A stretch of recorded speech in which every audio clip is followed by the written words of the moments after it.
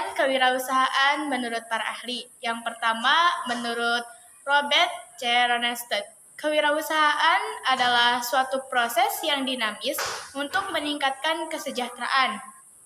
Kesejahteraan ini diciptakan oleh individu-individu yang bersedia mengambil risiko atas kekayaan, waktu, atau karir dalam menyediakan nilai sesuatu yang bernilai pada barang atau jasa. Kemudian yang kedua ada menurut Peggy Lambing dan Charles R. Quell, kewirausahaan adalah suatu usaha yang kreatif membangun suatu nilai dari yang belum ada menjadi ada dan bisa dinikmati oleh banyak khalayak.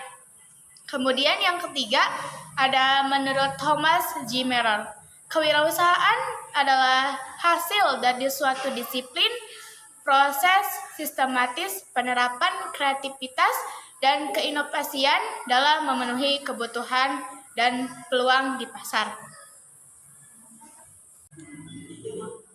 Konsep dasar kewirausahaan. 1. Peluang.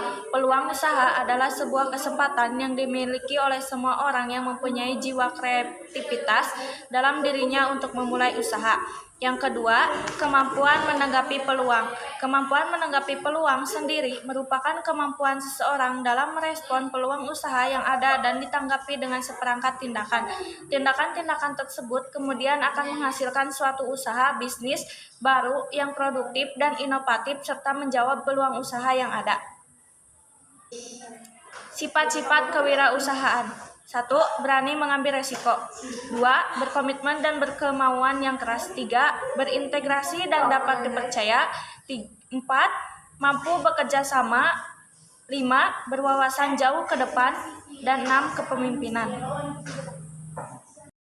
Selanjutnya, ada tujuan kewirausahaan. Yang pertama, meningkatkan jumlah para wirausaha yang berkualitas. Yang kedua, mewujudkan kemampuan dan kemantapan para wirausahawan untuk menghasilkan kemajuan dan kesejahteraan.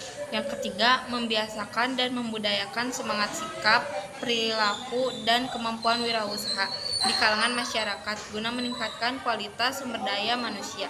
Yang terakhir, kembangkan kesadaran dan orientasi kewirausahaan yang tangguh dan kuat kepada masyarakat.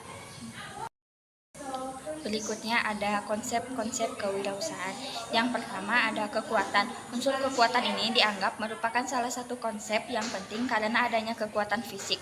Konsep kewirausahaan lain seperti kelincahan, kecepatan, dan lain sebagainya dapat meningkat. Yang kedua, kelincahan. Melalui konsep kelincahan ini, wirausaha dapat selalu beradaptasi untuk dapat melihat potensi hal yang mungkin dapat menimbulkan disrupsi. Yang ketiga ada aspek kelenturan.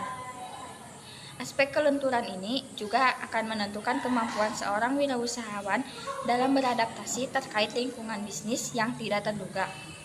Yang keempat, daya tahan atau ketahanan. Karena dengan adanya daya tahan, maka perusahaan akan bertahan dari segala gempuran akibat perubahan situasi dan kondisi yang mungkin saja terjadi. Yang selanjutnya ada kecepatan. Kecepatan adalah suatu kemampuan dari seseorang untuk dapat bergerak atau melakukan perpindahan dengan waktu yang sesingkat-singkatnya. Jenis-jenis kewirausahaan. Yang pertama, ecopreneurship adalah jenis kewirausahaan yang tidak hanya berorientasi pada keuntungan atau profit semata, tetapi juga mendukung aktivitas perlindungan terhadap lingkungan. Yang kedua ada sociopreneurship adalah jenis kewirausahaan yang bukan hanya memikirkan laba dan keuntungan sebagai tujuan akhir, melainkan juga mementingkan aspek sosial masyarakat yang ada. Yang ketiga ada technopreneurship adalah jenis kewirausahaan yang menggabungkan konsep bisnis dan penggunaan teknologi dalam menjalankan bisnisnya. Yang keempat ada intrapreneurship adalah jenis kewirausahaan dengan sistem dan proses yang multimulus para karyawan dan mengembangkan kemampuan yang dimiliki sehingga bertindak sebagai seorang pembisnis. Nah, itulah jenis-jenis dari kewirausahaan. Manfaat kewirausahaan. 1. terbuka lapangan kerja. Yang kedua, ikut membantu pertumbuhan ekonomi negara. 2. Mendapat penghasilan cita-cita dan usaha yang terhindar. 4. Dapat melihat berbagai peluang yang menguntungkan. Contoh ide usaha. Yang pertama yaitu usaha catering sehat. Usaha yang melayani pemesanan berbagai macam makanan dan minuman siap saji untuk pesta maupun kebutuhan dalam suatu instansi maupun skala yang besar. Kedua yaitu bisnis fashion. Bisnis fashion yaitu bisnis yang bergerak di bidang busana, baik itu sesuatu yang dikenakan pada tubuh maupun yang memperindah penampilan pada tubuh. Yang ketiga yaitu produk daur ulang. Yang dimaksud produk daur ulang ialah barang bekas pakai seperti plastik, kertas, logam, kaca, dan lain sebagainya. Akan diproses kembali untuk dimanfaatkan menjadi produk yang baru yang bernilai. Yang terakhir yaitu desain grafis.